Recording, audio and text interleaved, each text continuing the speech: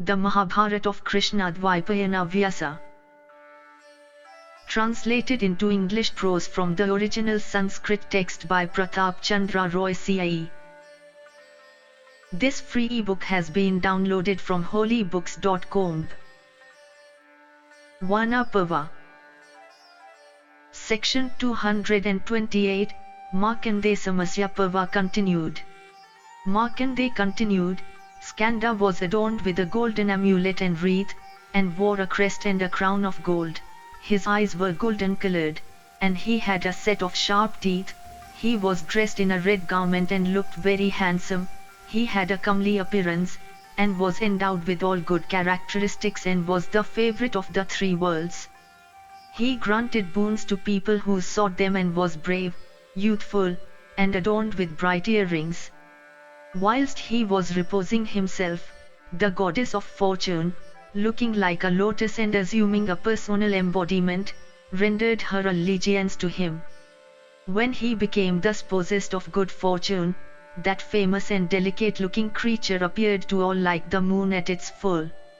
And high-minded Brahmanas worshipped that mighty being, and the Maharshis, great Rishis, then said as follows to Skanda, O thou born of the golden egg, mayst thou be prosperous and mayst thou become an instrument of good to the universe. O best of the gods, although thou wast born only 6 nights, days, ago, the whole world has owned allegiance to thee within this short time, and thou hast also allayed their fears. Therefore do thou become the Indra, Lord, of the three worlds and remove their cause of apprehension. Skanda replied, You gentlemen of great ascetic wealth, tell me what Indra does with all three worlds and how that sovereign of the celestials protects the hosts of gods unremittingly. The Rishis replied, Indra is the giver of strength, power, children and happiness to all creatures, and when propitiated, that Lord of the celestials bestows on all the objects of their desire. He destroys the wicked and fulfills the desires of the righteous, and that destroyer of valor assigns to all creatures their various duties. He officiates for the sun and the moon in places where there is no sun or moon. He even, when occasion requires it, acts for, serves the purposes of fire, air, earth, and water.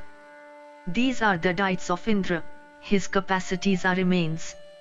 Thou too art mighty, therefore great hero, do thou become our Indra. Sakra said, O mighty being, do thou make us happy, by becoming our Lord. Excellent being, thou art worthy of the honor, therefore shall we anoint thee this very day. Skanda replied, Do thou continue to rule the three worlds with self-possession, and with thy heart bent on conquest. I shall remain thy humble servant. I covet not thy sovereignty. Sakra replied, Thy prowess is unrivaled, O hero, do thou therefore vanquish the enemies of the gods. People have been struck with wonder at thy prowess. More specially as I have been bereft of my prowess, and defeated by thee.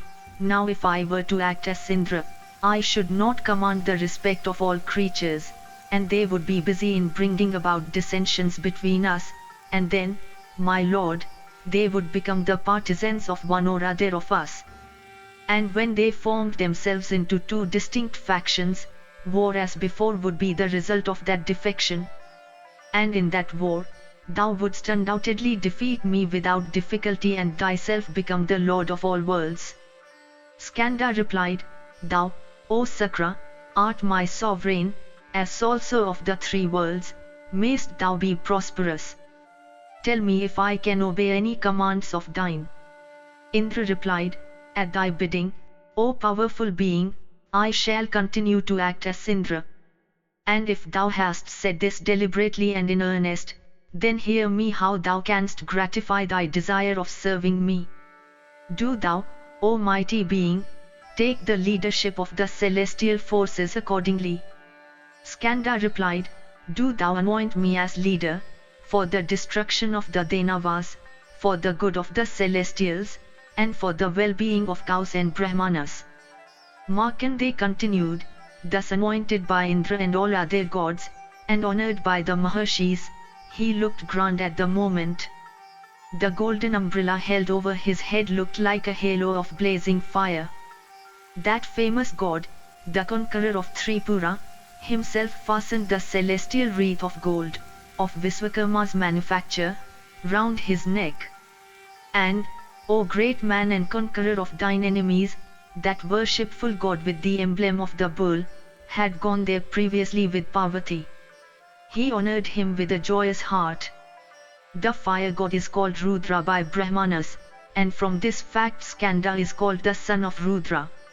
The white mountain was formed from discharges of Rudra's semen virile, and the sensual indulgences of the fire god with the Kritikas took place on that same white mountain.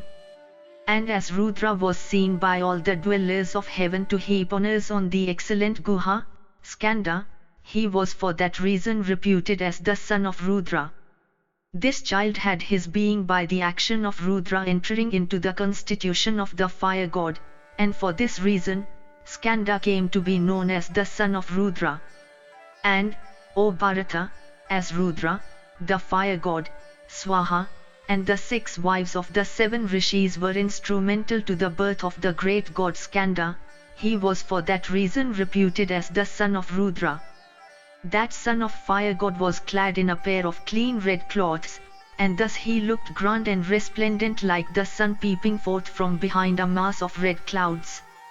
And the red cock given to him by the fire god, formed his ensign, and when perched on the top of his chariot, it looked like the image of the all-destroying fire. And the presiding deity of the power which conduces to the victory of the god, and which is the director of the exertions of all creatures, and constitutes their glory, prop and refuge, advanced before him. And a mysterious charm entered into his constitution, the charm which manifests its powers on the battlefield. Beauty, strength, piety, power, might, truthfulness, rectitude, devotion to Brahmanas, freedom from illusion or perplexity, protection of followers, destruction of foes, and care of all creatures, these, O Lord of men, are the inborn virtues of Skanda. Thus anointed by all the gods, he looked pleased and complacent, dressed in his best style, he looked beautiful like the moon at its full. The much esteemed incantation of Vedic hymns, the music of the celestial band, and the songs of gods and Gandharvas then rang on all sides. And surrounded by all the well-dressed apsaras, and many other gay and happy-looking pisachas and hosts of gods, that anointed, by gods, son of Pavaka disported himself in all his grandeur. To the dwellers of heaven, the anointed Mahasena appeared like the sun rising after extinction of darkness. And then the celestial forces looking upon him as their leader, surrounded him on all sides in thousands. That adorable being followed by all creatures then assumed their commands, and praised and honored by them, he encouraged them in return. The performer of 1,000 sacrifices then thought of Devasena, whom he has rescued before. And considering that this being, Skanda, was undoubtedly destined to be the husband of this lady by Brahma himself, he had her brought there, dressed her with the best apparel. And the vanquisher of Vala then said to Skanda, O foremost of gods, this lady was, even before thy birth, destined to be thy bride by that self-existent being. Therefore do thou duly accept her lotus-like beautiful right hand with invocation of the marital hymns. Thus told, he duly married her. And Vrihaspati, learned in hymns, performed the necessary prayers and oblations. She who is called Shashti, Lakshmi, Asa, Sukhaprada, Sinivali, Kuhu, Saivritti, and Aparajita, is known among men as Devasena, the wife of Skanda. When Skanda became united to Devasena in indissoluble bonds of matrimony, then the gods of prosperity in her own personal embodiment began to serve him with diligence. As Skanda attained celebrity on the 5th lunar day, that day is called Shripanchami, or the auspicious 5th day, and as he attained his object on the 6th, that lunar day is considered to be of great moment. Thus ends the 228th section in the Markandeya Samasya Parva of the Vana Parva. Section 229, Markandeya Samasya Parva continued. Markandeya continued, those 6 ladies, the wives of the 7 rishis, when they learned that good fortune had smiled on Mahasena and that he had been made leader of the celestial forces, repaired to his camp. Those virtuous ladies of high religious merit had been disowned by the rishis. They lost no time in visiting that leader of the celestial forces and then addressed him thus: "We, O son, have been cast out by our godlike husbands, without any cause. Some people spread the rumor that we gave birth to thee. Believing in the truth of this story, they became greatly indignant, and banished us from our sacred places. It behoves thee now to save us from this infamy. We desire to adopt thee as our son, so that, O mighty being, eternal bliss may be secured to us by that favor. Do thou thus repay the obligation thou owest to us." Skanda replied, "O ladies of faultless character, do you accordingly become my mothers. I am your son and ye shall attain all the objects of your desire." Markandeya continued, then Sakra having expressed a wish to say something to Skanda, the latter inquired, "What is it?" Being told by Skanda to speak it out, Vasava said, "The lady Abhijit, the younger sister of Rohini, being jealous of her seniority, has repaired to the woods to perform austerities. And I am at a loss to find out a substitute for the fallen star. May good luck attend on thee.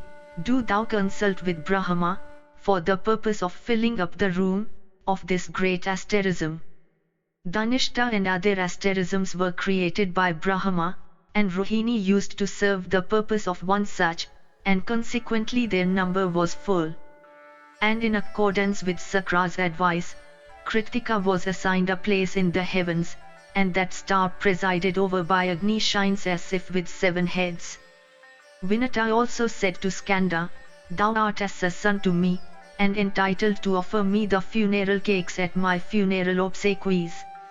I desire, my son, to live with thee always." Skanda replied, "Be it so, all honor to thee. Do thou guide me with a mother's affection, and honored by thy daughter-in-law, thou shalt always live with me." Markandeya continued, then the great mothers spoke as follows to Skanda: "We have been described by the learned as the mothers of all creatures. But we desire to be thy mothers, do thou honor us." Skanda replied, "Ye are all as mothers to me, and I am your son. Tell me what I can do to please you." The mothers replied, "The ladies, Brahmi, Maheswari, etc., were appointed as mothers of the world in bygone ages. We desire, O great God, that they be dispossessed of that dignity, and ourselves installed in their place, and that we, instead of them, be worshipped by the world. Do thou now restore to us those of our progeny, of whom we have been deprived, by them on thy account." Skanda replied, "Ye shall not recover those that have been once given away, but I can give you other offspring if ye like." The mothers replied, "We desire that living with thee and assuming different shapes we be able to eat up the progeny of those mothers and their guardians. Do thou grant us this favor." Skanda said, "I can grant you progeny, but this topic on which ye have just now dilated is a very painful one. May ye be prosperous. All honor to you, ladies, do ye vouchsafe to them your protecting care." The mothers replied, "We shall protect them, O Skanda, as thou desirest. Mayst thou be prosperous. But, O mighty being, we desire to live with thee always." Skanda replied, "So long as children of the humankind do not attain the youthful state in the 16th year of their age, ye shall afflict them with your various forms, and I too shall confer on you a fierce inexhaustible spirit. And with that ye shall live happily, worshipped by all." Markandeya continued, and then a fiery powerful being came out of the body of Skanda for the purpose of devouring the progeny of mortal beings. He fell down upon the ground, senseless and hungry. And bidden by Skanda, that genius of evil assumed a terrific form. Skandapasmara is the name by which it is known among good Brahmanas. Vinata is called the terrific Sakuni Graha, spirit of evil. She who is known as Putana Rakshasi by the learned is the Graha called Putana. That fierce and terrible looking Rakshasa of a hideous appearance is also called the Pisacha, Sita Putana. That fierce looking spirit is the cause of abortion in women. Aditi is also known by the name of Revati. Her evil spirit is called Revata, and that terrible Graha also afflicts children. Diti, the mother of the Daityas, Asuras, is also called Muhkamandika, and that terrible creature is very fond of the flesh of little children. Those male and female children, O Kaurava, who are said to have been begotten by Skanda, are spirit of evil, and they destroy the fetus in the womb. They, the Kumaras, are known as the husbands of those very ladies, and children are seized unawares by these cruel spirits. And, O King, Surabhi, who is called the mother of bovine kind by the wise, is best ridden by the evil spirit Sakuni, who in company with her, devours children on this earth. And Sarama, the mother of dogs, also habitually kills human beings while still in the womb. She who is the mother of all trees has her abode in a karanja tree. She grants boons and has a placid countenance and is always favorably disposed towards all creatures. Those persons who desire to have children, bow down to her, who is seated in a karanja tree. These 18 evil spirits fond of meat and wine, and others of the same kind, invariably take up their abode in the lying-in room for 10 days. Kadru introduces herself in a subtle form into the body of a pregnant woman, and there she causes the destruction of the fetus, and the mother is made to give birth to a Naga, serpent. And that mother of the Gandharvas takes away the fetus, and for this reason, conception in woman turns out to be abortive. The mother of the Apsaras removes the fetus from the womb, and for this reason such conceptions are said to be stationary by the learned. The daughter of the divinity of the Red Sea is said to have nursed Skanda. She is worshipped under the name of Lohitayanian Kadamba trees. Arya acts the same part among female beings, as Rudra does among male ones. She is the mother of all children and is distinctly worshipped for their welfare. These that I have described are the evil spirits presiding over the destinies of young children, and until children attain their 16th year, these spirits exercise their influence for evil, and after that, for good. The whole body of male and female spirits that I have now described are always denominated by men as the spirits of Skanda.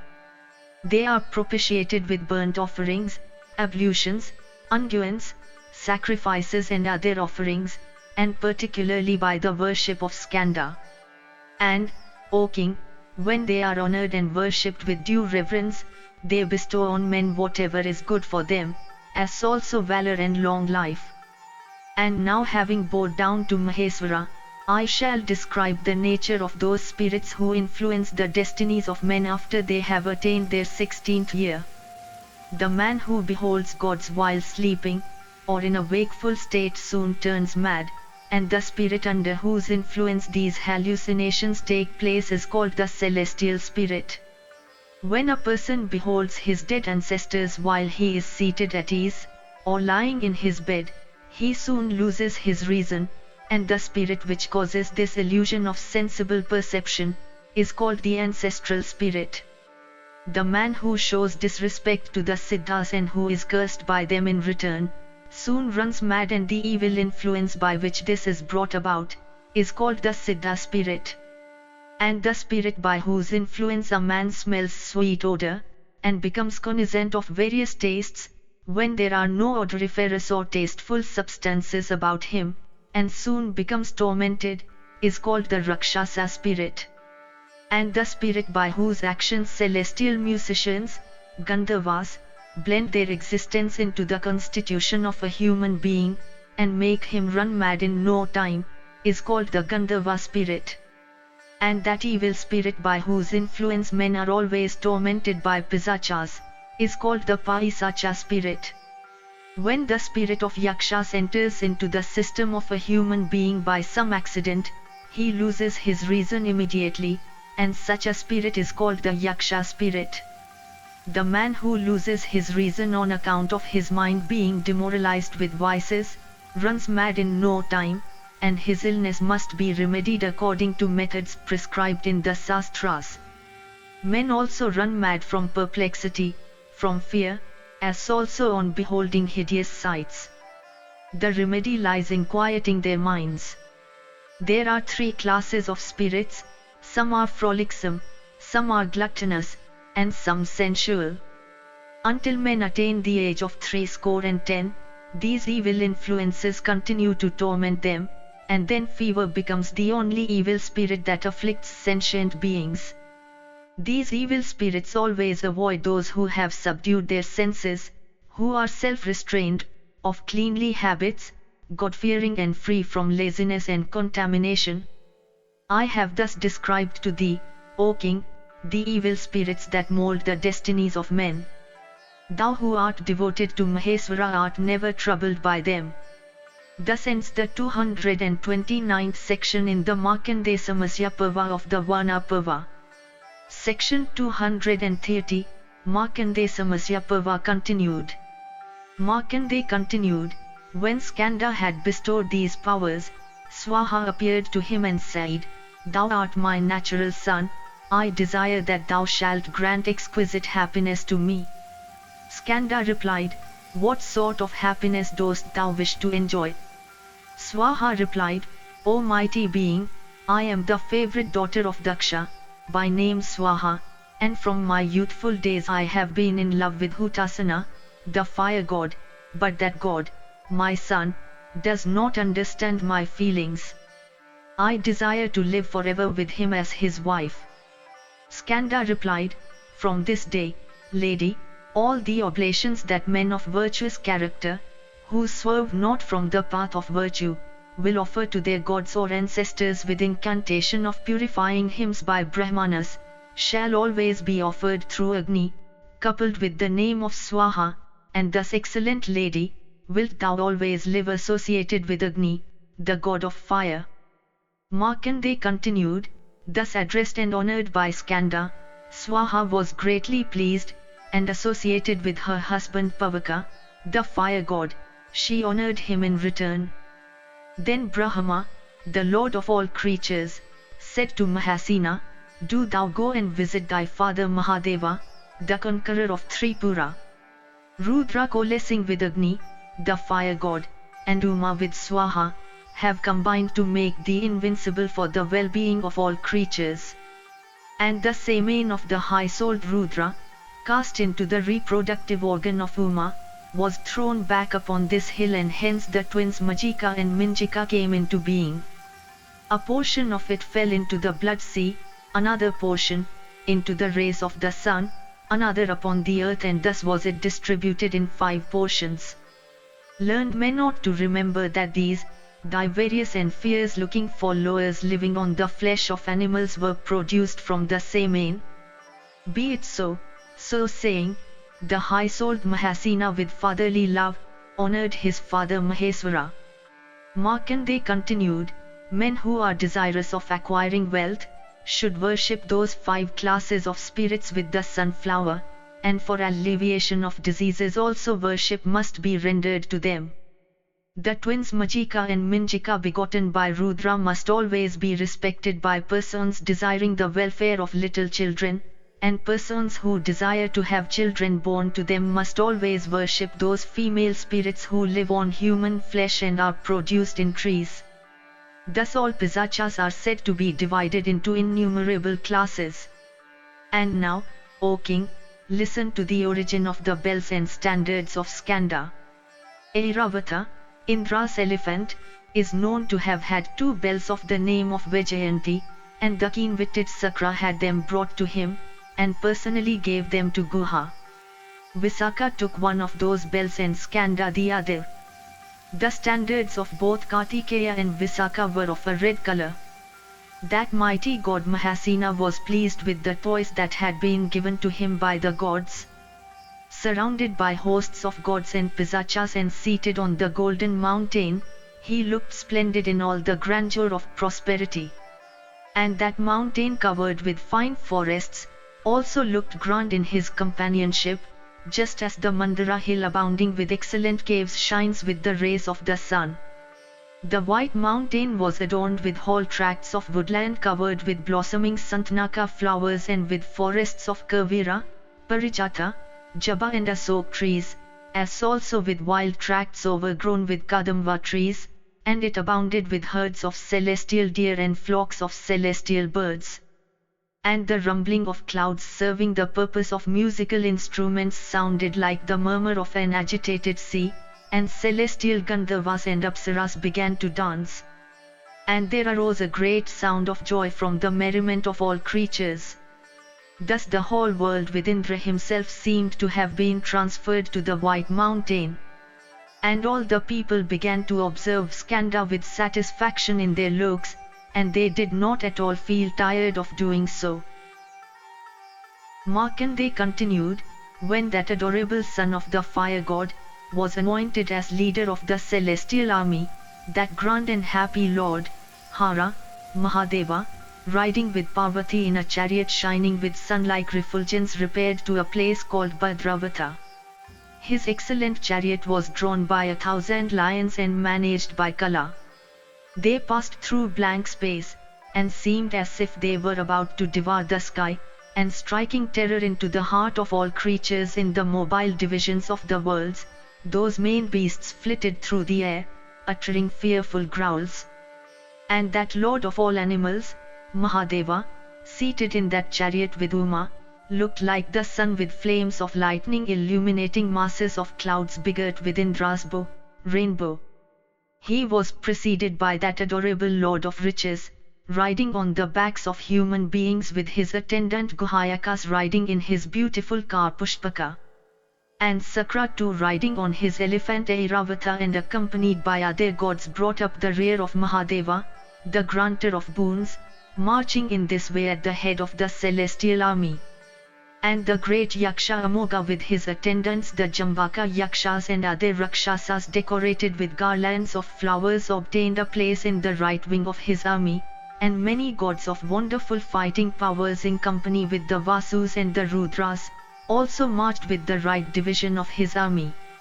And the terrible-looking Yama too in company with death marched with him, followed by hundreds of terrible diseases, and behind him was carried the terrible, sharp-pointed, well-decorated trident of Siva, called Vijaya.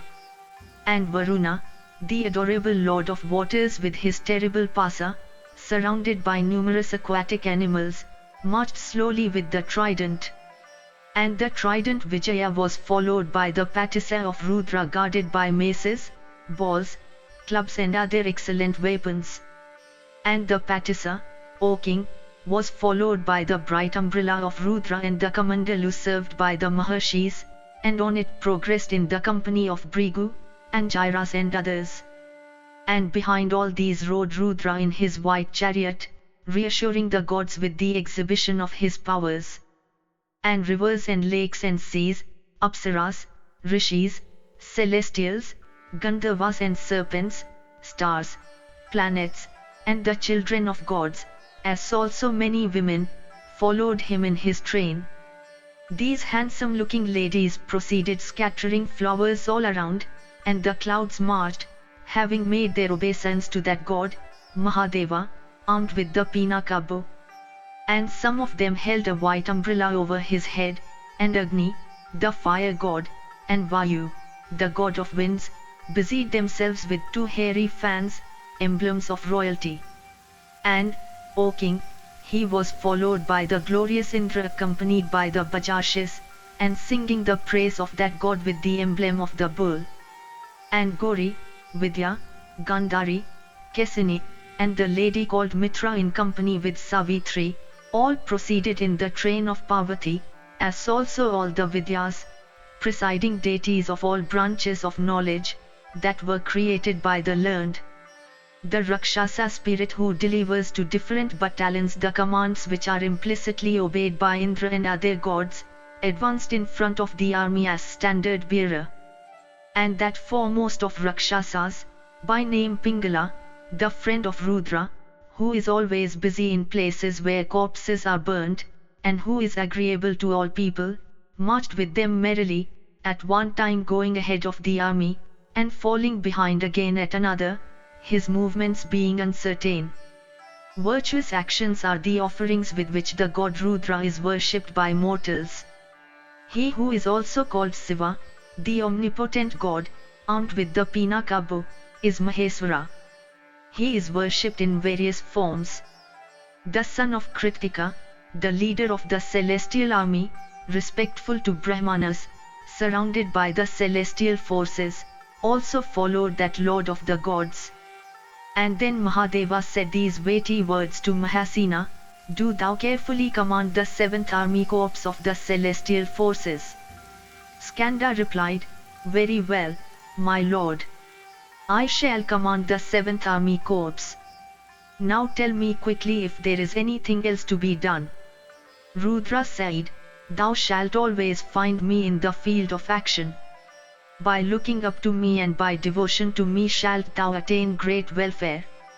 Markandeya continued, "With these words Maheswara received him in his embrace, and then dismissed him. And, O great king, after the dismissal of Skanda, prodigies of various kinds occurred to disturb the equanimity of the gods. The firmament with the stars was in a blaze, and the whole universe in a state of utter confusion. The earth quaked and gave forth a rumbling sound, and darkness overspread the whole world. Then observing this terrible catastrophe, Sankara with the estimable Uma, and the celestials with the great Maharshis, were much exercised in mind. And when they had fallen into this state of confusion, there appeared before them a fierce and mighty host, armed with various weapons, and looking like a mass of clouds and rocks. Those terrible and countless beings, speaking different languages, directed their movements towards the point where Sankara and the celestials stood. They hurled into the ranks of the celestial army flights of arrows in all directions, masses of rocks, maces, satagnas, prasas and parigilias. The celestial army was thrown into a state of confusion by a shower of these terrible weapons, and their ranks were seen to waver. The Danavas made a great havoc by cutting up their soldiers, horses, elephants, chariots and arms. And the celestial troops then seemed as if they were about to turn their backs upon the enemy. And numbers of them fell, slain by the Asuras, like large trees in a forest burnt in a conflagration. Those dwellers of heaven fell with their heads, separated from their bodies, and having none to lead them in that fearful battle, they were slaughtered by the enemy. And then the god Purandara, Indra, the slayer of Vala, observing that they were unsteady and hard pressed by the Asuras, tried to rally them with this speech, "Do not be afraid, ye heroes, may success attend your efforts.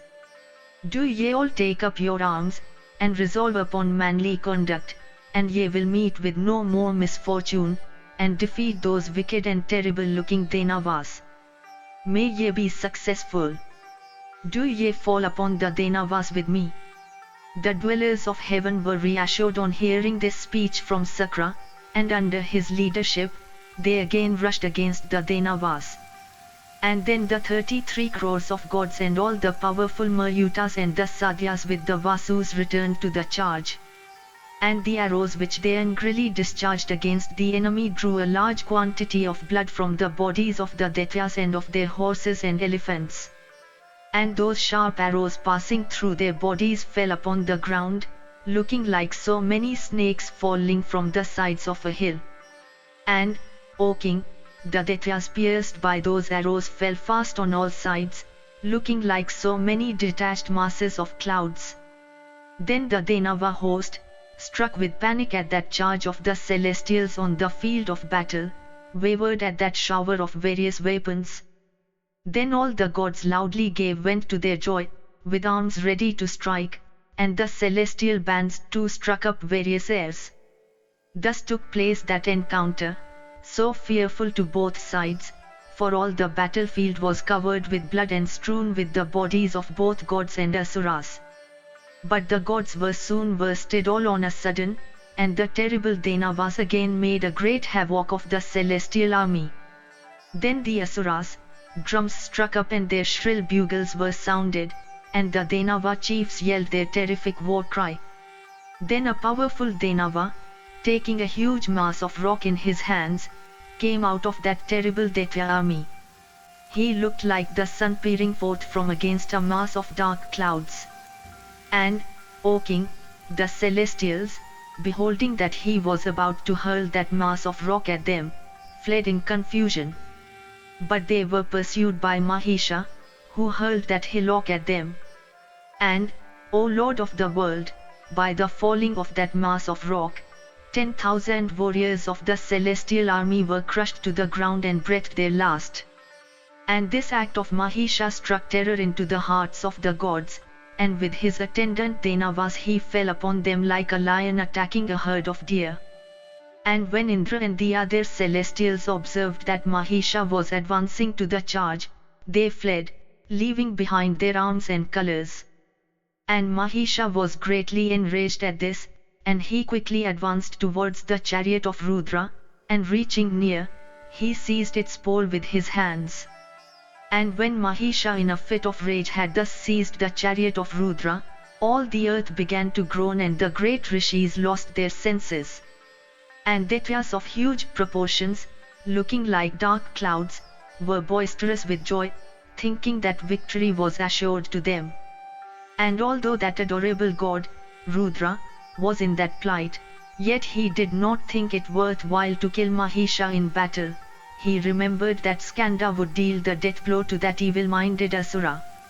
And the fiery Mahisha, contemplating with satisfaction the prize, the chariot of Rudra, which he had secured, sounded his war cry, to the great alarm of the gods and the joy of the Daityas. And when the gods were in that fearful predicament, the mighty Mahasena, burning with anger, and looking grand like the sun, advanced to their rescue. And that lordly being was clad in blazing red and decked with a wreath of red flowers. And cased in armor of gold he rode in a gold-colored chariot bright as the sun and drawn by chestnut horses. And at his side the army of the Daityas was suddenly dispirited on the field of battle. And, O great king, the mighty Mahasena discharged a bright Sakti for the destruction of Mahisha. That missile cut off the head of Mahisha, and he fell upon the ground and died. And his head, massive as a hillock, falling on the ground, barred the entrance to the country of the northern Kurus, extending in length for 16 yojanas, though at present the people of that country pass easily by that gate. It was observed both by the gods and the Danavas that Skanda hurled his Sakti again and again on the field of battle, and that it returned to his hands, after killing thousands of the enemy's forces. And the terrible Danavas fell in large numbers, by the arrows of the wise Mahasena. And then a panic seized them, and the followers of Skanda began to slay and eat them up by thousands and drink their blood.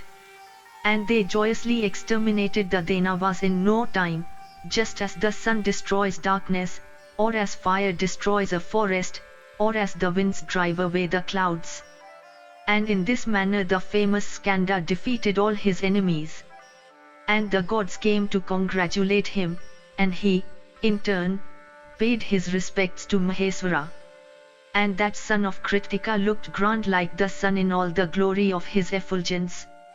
And when the enemy was completely defeated by Skanda and when Maheswara left the battlefield, Purandara embraced Mahasena and said to him, "This Mahisha, who was made invincible by the favor of Brahma, hath been killed by thee.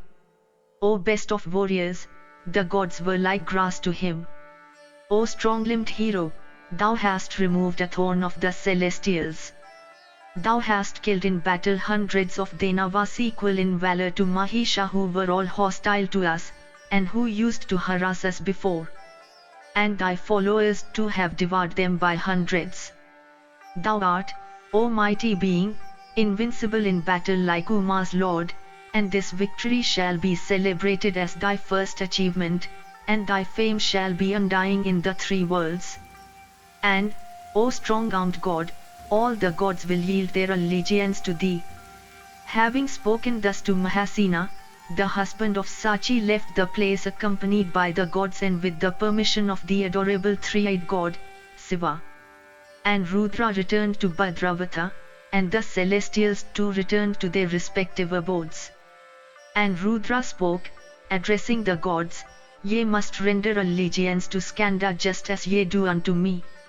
And that son of the fire god, having killed the Danavas, hath conquered the three worlds in one day, and he hath been worshipped by the great rishis. The Brahmana who with due attention readeth this story of the birth of Skanda, attaineth to great prosperity in this world and the companionship of Skanda hereafter. Yudhishthira said, O good and adorable Brahmana, I wish to know the different names of that high-souled being, by which he is celebrated throughout the three worlds. Vaisampayana continued, thus addressed by the Pandava in that assembly of rishis, the worshipful Markandeya of high ascetic merit replied, Agneya, son of Agni, Skanda, cast off, Diptakati, of blazing fame, Anamaya, always hail, Mayuraketu, peacock-bannered, Dharmatman, the virtuous-souled, Bhutesa, the lord of all creatures, Mahishadana, the slayer of Mahisha, Kamajit, the subjugator of desires, Kamada, the fulfiller of desires, Kanta, the handsome, Satyavak, the truthful in speech, Bhuvaneswara, the lord of the universe, Sisu, the child, Saira, the quick, Suchi, the pure, Chanda, the fiery, Diptevarna, the bright complexioned, Subanana, of beautiful face, Amoga, incapable of being baffled, Anaga, the sinless, Rudra, the terrible, Priya, the favorite, Chandranana, of face like the moon, Diptasastai, the wielder of the blazing lance, Prasantatman, of tranquil soul, Bhadrakrit, the doer of good, Kutmahana, the chamber of even the wicked. Shashti Priya, true favorite of Shashti, Pavitra, the holy, Matrivatsala, the reverence of his mother, Kanyabhatri, the protector of virgins, Vibhakta, diffused over the universe, Swaheya, the son of Swaha, Revati Sutta, the child of Revati, Prabhu, the Lord, Neta, the leader, Visakha, reared up by Visakha, Negamya, sprung from the Ved, Sudushara, difficult of propitiation, Suvrata, of excellent vows, Lalita, the beautiful, Valkridanaka Priya, fond of toys, Khacharin, the ranger of skies, Brahmacharin, the chaste, Sura, the brave, Savanodbhava, born in a forest of heath, Viswamitra Priya, the favorite of Viswamitra, Devasena Priya, the lover of Devasena, Vasudeva Priya, the beloved of Vasudeva, and Priyakrit, the doer of agreeable things. These are the divine names of Kartikeya. Whoever repeateth them, undoubtedly secureth fame, wealth, and salvation. Markandeya continued, O valiant scion of Kuru's race, I shall now with due devotion pray to that unrivaled, mighty, six-faced, and valiant Guha who is worshipped by gods and rishis, enumerating his other titles of distinction. Do thou listen to them. Thou art devoted to Brahma, begotten of Brahma, and versed in the mysteries of Brahma. Thou art called Brahmasaya, and thou art the foremost of those who are possessed of Brahma. Thou art fond of Brahma, thou art austere like the Brahmanas and art versed in the great mystery of Brahma and the leader of the Brahmanas. Thou art Swaha, thou art Swada, and thou art the holiest of the holy, and art invoked in hymns and celebrated as the six-flamed fire. Thou art the year, thou art the six seasons, Thou art the months, the lunar half-months, the solar declinations, and the cardinal points of space. Thou art lotus-eyed. Thou art possessed of a lily-like face. Thou hast 1,000 faces and 1,000 arms. Thou art the ruler of the universe, thou art the great oblation, and thou art the animating spirit of all the gods and the asuras. Thou art the great leader of armies. Thou art Prachanda, furious, thou art the Lord, and thou art the great master and the conqueror of thine enemies. Thou art Sahasrabhu, multiform, Sahasratusti, 1,000 times content, Sahasrabhuk, devourer of everything, and Sahasrapad, of 1,000 legs, and thou art the earth itself. Thou art possessed of infinite forms and 1,000 heads and great strength. According to thine own inclinations thou hast appeared as the son of Ganga, Swaha, Mahi, or Kritika. O six-faced God, thou dost play with the cock and assume different forms according to thy will. Thou art Daksha, Soma, the Mayuta, Dharma, Vayu, the prince of mountains, and Indra, for all time. Thou art mighty, the most eternal of all eternal things, and the Lord of all lords. Thou art the progenitor of truth, the destroyer of deities' progeny, Asuras, and the great conqueror of the enemies of the celestials. Thou art the personation of virtue and being thyself vast and minute, thou art acquainted with the highest and lowest points of virtuous acts, and the mysteries of Brahma. O foremost of all gods and high-souled Lord of the universe, this whole creation is overspread with thy energy. I have thus prayed to thee according to the best of my power. I salute thee who art possessed of 12 eyes and many hands. Thy remaining attributes transcend my powers of comprehension. The Brahmana who with due attention readeth this story of the birth of Skanda, or relateth it unto Brahmanas, or hears it narrated by regenerate men, attaineth to wealth, long life, fame, children, as also victory, prosperity and contentment, and the companionship of Skanda. Thus ends the 238th section in the Markandeya Samasya Parva of the Vana Parva. Section 231, Draupadi Satyabhama Samvada. Vaisampayana said, after those Brahmanas and the illustrious sons of Pandu had taken their seats, Draupadi and Satyabhama entered the hermitage.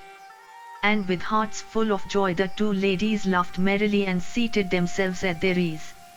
And, O king, those ladies, who always spake sweetly to each other, having met after a long time, began to talk upon various delightful topics arising out of the stories of the Kurus and the Yadas. And the slender-waisted Satyabhama, the favorite wife of Krishna and the daughter of Satyajit, then asked Draupadi in private, saying, by what behavior is it, O daughter of Drupada, that thou art able to rule the sons of Pandu, those heroes endued with strength and beauty and like unto the Lokapalas themselves? Beautiful lady, how is it that they are so obedient to thee and are never angry with thee?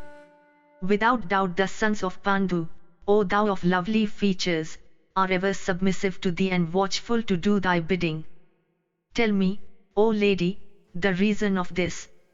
Is it practice of vows, or asceticism, or incantation or drug at the time of the bath, in season, or the efficacy of science, or the influence of youthful appearance, or the recitation of particular formulae, or homa, or collyrium and other medicaments? Tell me now, O princess of Panchala, of that blessed and auspicious thing by which, O Krishna, Krishna may ever be obedient to me. When the celebrated Satyabhama, having said this, ceased, the chaste and blessed daughter of Drupada answered her, saying, thou askest me, O Satyabhama, of the practices of women that are wicked. How can I answer thee, O lady, about the course that is pursued by wicked females? It doth not become thee, lady, to pursue the questions or doubt me after this, for thou art endued with intelligence and art the favorite wife of Krishna. When the husband learns that his wife is addicted to incantations and drugs, from that hour he beginneth to dread her like a serpent ensconced in his sleeping chamber. And can a man that is troubled with fear have peace, and how can one that hath no peace have happiness? A husband can never be made obedient by his wife's incantations. We hear of painful diseases being transmitted by enemies. Indeed, they that desire to slay others, send poison in the shape of customary gifts, so that the man that taketh the powders so sent, by tongue or skin, is, without doubt, speedily deprived of life. Women have sometimes caused dropsy and leprosy, decrepitude and impotence and idiocy and blindness and deafness in men. These wicked women, ever treading in the path of sin, do sometimes by these means injure their husbands. But the wife should never do the least injury to her lord. Hear now, O illustrious lady, of the behavior I adopt towards the high-souled sons of Pandu. Keeping aside vanity, and controlling desire and wrath, I always serve with devotion the sons of Pandu with their wives. Restraining jealousy, with deep devotion of heart, without a sense of degradation at the services I perform, I wait upon my husbands. Ever fearing to utter what is evil or false, or to look or sit or walk with impropriety, or cast glances indicative of the feelings of the heart, do I serve the sons of Pritha, those mighty warriors blazing like the sun or fire, and handsome as the moon, those endued with fierce energy and prowess, and capable of slaying their foes by a glance of the eye. Celestial, or man, or Gandharva, young or decked with ornaments, wealthy or comely of person, none else my heart liketh. I never bathe or eat or sleep till he that is my husband hath bathed or eaten or slept, till, in fact, our attendants have bathed, eaten, or slept. Whether returning from the field, the forest, or the town, hastily rising up I always salute my husband with water and a seat. I always keep the house and all household articles and the food that is to be taken well ordered and clean.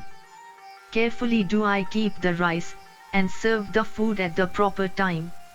I never indulge in angry and fretful speech, and never imitate women that are wicked. Keeping idleness at distance I always do what is agreeable.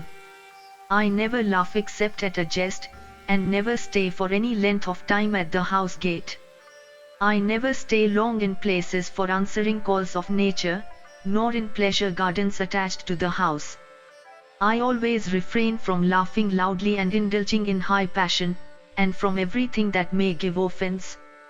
Indeed, O Satyabhama, I always am engaged in waiting upon my lords. A separation from my lords is never agreeable to me. When my husband leaveth home for the sake of any relative, then renouncing flowers and fragrant paste of every kind, I begin to undergo penances. Whatever my husband drinketh not, whatever my husband eateth not, whatever my husband enjoyeth not, I ever renounce. O beautiful lady, decked in ornaments and ever controlled by the instruction imparted to me, I always devotedly seek the good of my lord. Those duties that my mother-in-law had told me of in respect of relatives, as also the duties of almsgiving, of offering worship to the gods, of oblations to the deceased, of boiling food in pots on auspicious days for offer to ancestors and guests, of reverence and service to those that deserve our regards, and all else that is known to me, I always discharge day and night, without idleness of any kind. Having with my whole heart recourse to humility and approved rules, I serve my meek and truthful lords, ever observant of virtue, regarding them as poisonous snakes capable of being excited at a trifle. I think that to be eternal virtue for women which is based upon a regard for the husband.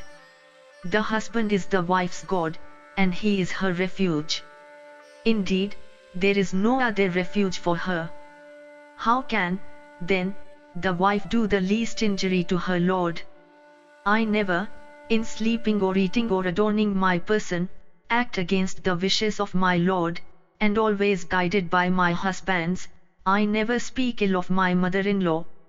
O blessed lady, my husbands have become obedient to me in consequence of my diligence, my alacrity, and the humility with which I serve superiors. Personally do I wait every day with food and drink and clothes upon the revered and truthful Kunti, that mother of heroes. Never do I show any preference for myself over her in matters of food and attire, and never do I reprove in words that princess, equal unto the earth herself in forgiveness. Formerly, 8,000 Brahmanas were daily fed in the palace of Yudhishthira from off plates of gold. And 80,000 Brahmanas also of the Snataka sect leading domestic lives were entertained by Yudhishthira with 30 serving maids assigned to each. Besides these, 10,000 yatis with the vital seed drawn up, had their pure food carried unto them in plates of gold. All these Brahmanas that were the utterers of the Ved, I used to worship duly with food, drink, and raiment taken from stores only after a portion thereof had been dedicated to the Viswadeva. The illustrious son of Kunti had 100,000 well-dressed serving maids with bracelets on arms and golden ornaments on necks, and decked with costly garlands and wreaths and gold in profusion, and sprinkled with sandal paste. And adorned with jewels and gold, they were all skilled in singing and dancing. O lady, I knew the names and features of all those girls, as also what they are and what they were, and what they did not. Kunti's son of great intelligence had also 100,000 maid servants who daily used to feed guests, with plates of gold in their hands. And while Yudhishthira lived in Indraprastha, 100,000 horses and 100,000 elephants used to follow in his train. These were the possessions of Yudhishthira while he ruled the earth. It was I, however, O lady, who regulated their number and framed the rules to be observed in respect of them, and it was I who had to listen to all complaints about them. Indeed, I knew everything about what the maidservants of the palace and other classes of attendants, even the cowherds and the shepherds of the royal establishment, did or did not. O blessed and illustrious lady, it was I alone amongst the Pandavas who knew the income and expenditure of the king and what their whole wealth was. And those bulls among the Bharatas, throwing upon me the burden of looking after all those that were to be fed by them, would, O thou of handsome face, pay their court to me. And this load, so heavy and incapable of being borne by persons of evil heart, I used to bear day and night, sacrificing my ease, and all the while affectionately devoted to them. And while my husbands were engaged in the pursuit of virtue, I only supervised their treasury inexhaustible like the ever-filled receptacle of Varuna. Day and night bearing hunger and thirst, I used to serve the Kuru princes, so that my nights and days were equal to me. I used to wake up first and go to bed last. This, O Satyabhama, hath ever been my charm for making my husbands obedient to me. This great art hath ever been known to me for making my husbands obedient to me. Never have I practiced the charms of wicked women, nor do I ever wish to practice them. Vaisampayama continued, hearing those words of virtuous import uttered by Krishna, Satyabhama, having first reverenced the virtuous princess of Panchala, answered saying, O princess of Panchala, I have been guilty. O daughter of Yajnasena, forgive me. Among friends, conversations in jest arise naturally, and without premeditation. Thus ends the 231st section in the Draupadi Satyabhama Samvada Parva of the Vana Parva. If you enjoyed this audiobook, please like and subscribe to be notified of when new audiobooks are uploaded. Thank you for listening and learning. Shanti.